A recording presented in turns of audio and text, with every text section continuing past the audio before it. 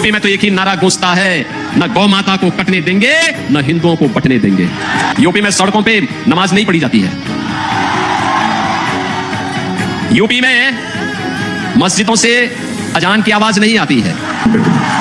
దురదృష్టం ఏంటంటే ఈ రోజు తెలంగాణలో కొన్ని స్కూల్స్ లో హిందూ ఊరికి టార్గెట్ గా పెట్టుకొని ఎట్టి పరిస్థితిలో చిన్న చిన్న పిల్లలకి ఇస్లాం వైపు మలపాలని ఒక కుట్ర నడుస్తుంది. గతంలో కూడా ఇట్లాంటి కేసులు బయటకు వచ్చినాయి. ఇప్పుడు ఓల్డ్ సిటీలో ఉన్న సైదాబాద్ లో ఈ విధంగా కేసు వస్తున్నాయి. అంటే అసలు ఏం నడుస్తుంది తెలంగాణలో? మేము ముందు నుంచి చెప్తున్నాం, యావత్ భారతదేశంలో ఉన్న కొంతమంది ట్రెడిషనల్ అట్లాంటి మెంటాలిటీ పెట్టుకోవాలి భారతదేశం నుండి గజవా హిందూ చేయాలని ఒక ఆలోచనలో వాళ్ళు ఉన్నారు. అందుకోసం వాళ్ళు స్కూల్ విడుస్తలేదు, కాలేజ్ విడుస్తలేదు, మాల్స్ కానీ కాలనీస్ కానీ బస్సులు కానీ ఏ ఏరియా కూడా వాళ్ళు విడుస్తలేదు. ప్రతి ఒక్క యాంగిల్లో హిందువుల పైన దాడి చేయాలి, అదే ఒక లక్ష్యం వాళ్ళు పెట్టుకున్నారు. లవ్ జిహాద్ పేరు పెట్టుకుని కానీ, ఈ గౌ హత్య పేరు పెట్టుకుని కానీ, ఎక్కడైనా హిందువులు ఒక గ్రూప్ గా ఉంటే వాళ్ళపైన దాడి చేసి मर्द के नाम पर नामर्दी करना और ऐसे मर्दों को इन हरकतों पर उसी वक्त तमाचा लगा देना चाहिए। उसी वक्त औरतें, लड़कियां, बुजुर्ग औरतें, छोटे बच्चे, कुत्ते, इन सब का रेप। चलिए ये हो गई लड़कों की बात, मगर क्या लड़कियां पीछे है कोई आदमी को मोलेस्ट करने में, छोटे लड़कों को अटेम्प्ट टू रेप करने में? बड़ी खबर, आज हैदराबाद सनत नगर में एक माइनर लड़की का, जी हाँ एक नाबालिग लड़की का रेप हुआ। एक 13 साल की बच्ची जो स्कूल जा रही थी, एक 23 साल के ऑटो ड्राइवर ने उसे सेक्सुअली हरास किया। बस इतना ही नहीं, अपने कई और दोस्तों के साथ मिलकर इस हैवानियत को अंजाम दिया गया है। इन चीजों से उन दरिंदों को कोई फर्क नहीं पड़ता। आज यहाँ करा कल कोई और करता, आज इन्हें करा कल कोई और करता। That's all।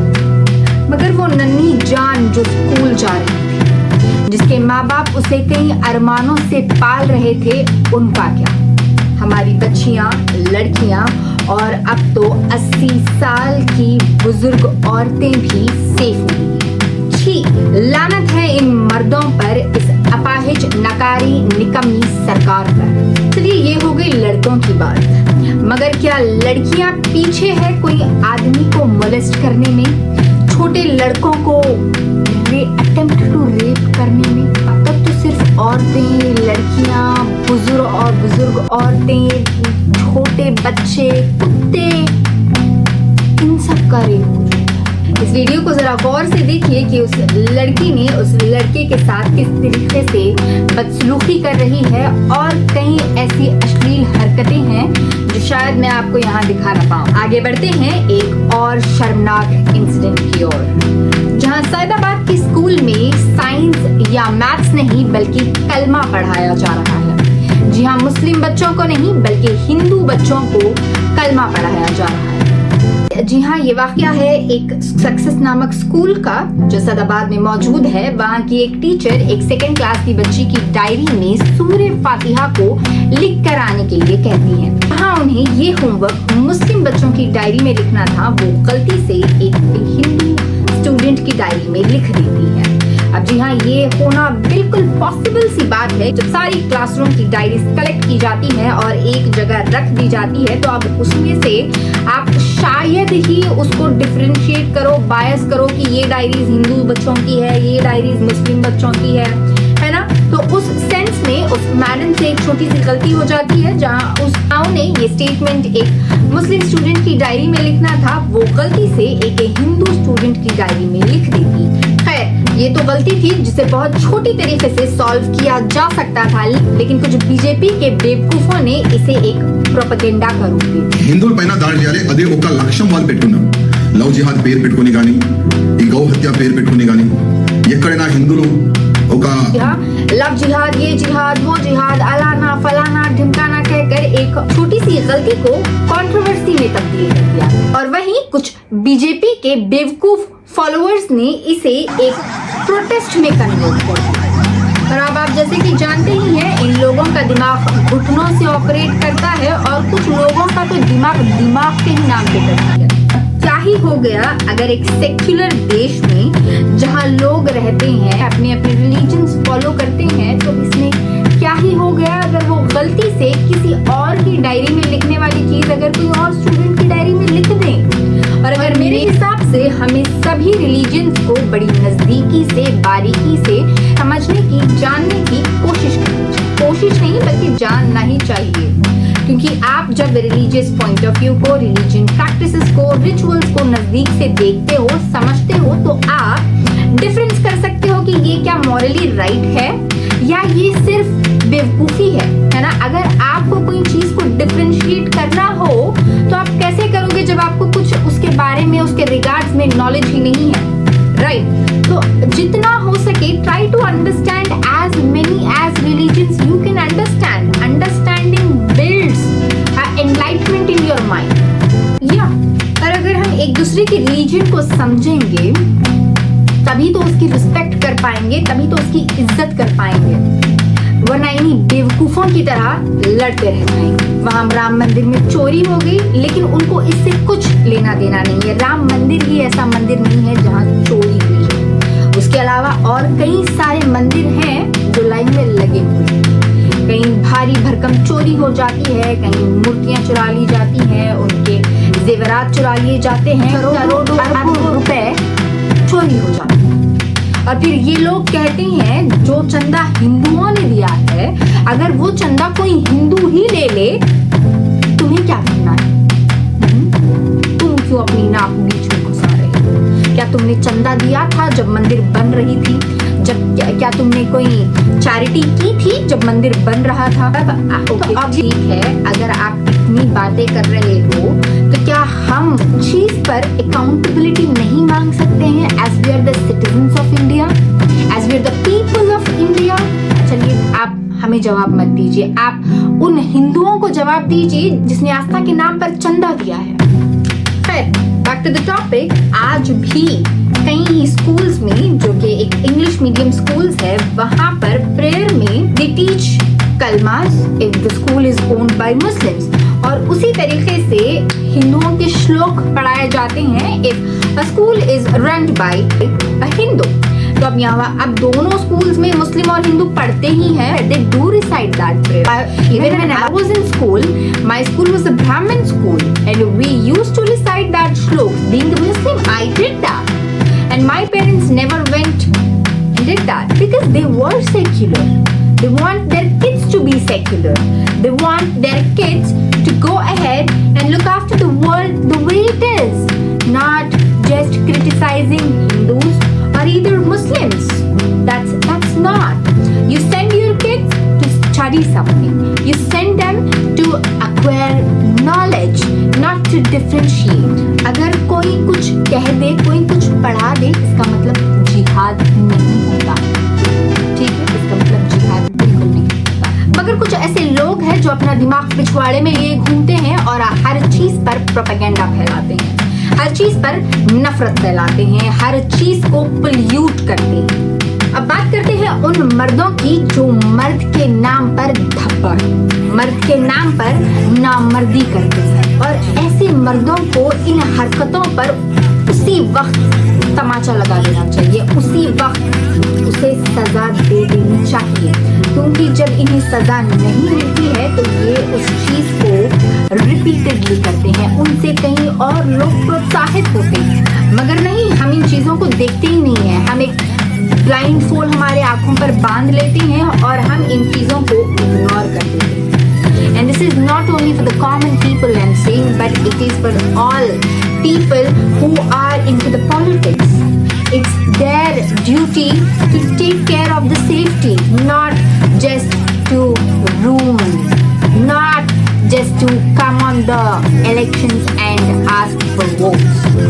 ठीक है, आप सिर्फ इलेक्शन के टाइम पर आकर वोट मांगना आपका काम नहीं है। वोट लेने के बाद में उन लोगों की सेफ्टी पर भी उतना ही आपका काम होना चाहिए, उतनी ही दिल लगाकर आपको काम करना चाहिए। और रही बात ऐसे लोगों को, जब आप देखते हैं, आप ऐसे कई केसेस रिपीटेडली सुनते हैं, फिर भी you people are like nowhere, आप लोग कुछ कर ही नहीं सकते हो। जब तक सियासत आती नहीं है, उन लोगों के पीछे पड़ जाते और जैसे ही सियासत आ जाती उन लोगों को भूल जाते हैं। This is what they do. जिसके दिल में जो आता है वो कर गुजर जाता है, कभी घर में तो कभी स्कूल में, कभी हॉस्पिटल में या कभी पुलिस स्टेशन में, कभी कभी तो सियासी कुत्ते भी इसमें शामिल होते हैं। और कुछ जाहिल लड़के जो लड़कियों को मारते हैं, पीटते हैं, उनसे जानवरों की तरह सलूक करते हैं और उन्हें सेक्सुअली हरास करते हैं। और ये कोई प्राइवेट या अंधेरी गुमसाम जगह पर नहीं, एक चलती ट्रेन में, जी हाँ, एक चलती लोकल भरी हुई ट्रेन में ये कुछ बेवकूफ मर्द, ये कुछ मर्द नहीं कहूंगी मैं, आई वुड से लड़के, ये उतने ग्रोन अप भी नहीं है, they are not grown up as well. कुछ बेवकूफ लड़के, एक नाबालिग लड़की जो खुद से अकेले ट्रैवल कर रही थी बिहार में, उस लड़की को गंदे इशारे कर रहे थे, उसकी फोटोज क्लिक कर रहे थे और जब लड़की ने उस चीज पर आवाज उठाई तो उस लड़की को तमाचे मारने लगे। Literally they are slapping her like anything. इतना ही नहीं, उस लड़की को जबरदस्ती ट्रेन की बाथरूम की तरफ खींच कर ले जा रही थी। जब इन चीजों को ट्रेन के लोकल व्यक्तियों ने देखा, लोकल आदमियों ने देखा तो उस पर तुरंत आवाज उठाई, उस आदमी को रेसिप्रोकेट की। मगर इन चीजों से खास हैरानी नहीं है क्योंकि आजकल ये चीजें काफी नॉर्मल हो चुकी हैं। कोई औरत का रेप हो गया, नॉट अ बिग, मर्डर कर, किसी और औरत का किसी ने मर्डर कर दिया, नॉट अ बिग डील। किसी औरत ने कोई किसी मर्द का मर्डर कर दिया, not a big deal. Crime is not a big deal because it's normalized, because it is normalized. You people are normalizing it, your people are not rectifying it, you people are not working towards it, you are not trying to reduce the crime rate, instead you are increasing the crime rate rapidly. जैसे कि मैंने कहा है, इस चीज पर काफी हैरानी नहीं हुई क्योंकि जैसा राजा होगा वैसी ही प्रजा होगी। और ये मैं इसलिए कह रही हूँ, आप इस वीडियो यूपी में सड़कों पे नमाज नहीं पढ़ी जाती है। यूपी में मस्जिदों से अजान की आवाज नहीं आती है। यूपी में तो एक ही नारा गूंजता है, न गौ माता को कटने देंगे, न हिंदुओं को बटने देंगे।